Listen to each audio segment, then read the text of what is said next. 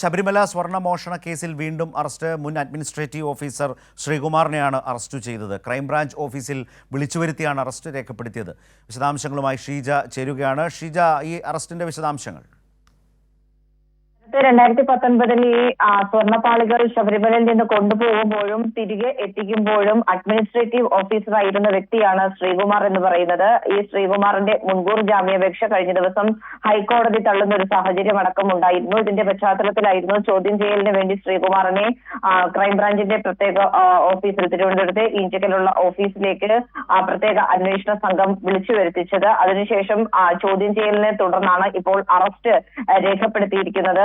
നിലവിൽ അറസ്റ്റ് രേഖപ്പെടുത്തിയിട്ടുള്ള ഒരു പശ്ചാത്തലത്തിൽ അല്പസമയത്തിനകം തന്നെ ഇനിയിപ്പോൾ തുടർ നടപടികളിലേക്ക് കൂടി കടക്കുന്നതായിരിക്കും. പ്രത്യേകിച്ചും വൈദ്യപരിശോധന കൂടി നടത്തിക്കൊണ്ട് ഇന്ന് തന്നെ കൊല്ലത്തെ വിജിലൻസ് കോടതിയിൽ ഹാജരാക്കി കസ്റ്റഡിയിൽ വാങ്ങാനുള്ള നീക്കങ്ങൾ തന്നെയാണ് ഇപ്പോൾ പ്രത്യേക അന്വേഷണ സംഘം നടത്തുന്നത്. ഇതുമായി ബന്ധപ്പെട്ട് കൂടുതൽ ചോദ്യം ചെയ്യൽ ശ്രീകുമാറിനെ നടത്തേണ്ടതുണ്ട് എന്നുള്ളതാണ് SIT വ്യക്തമാക്കുന്നത്. ശരത്.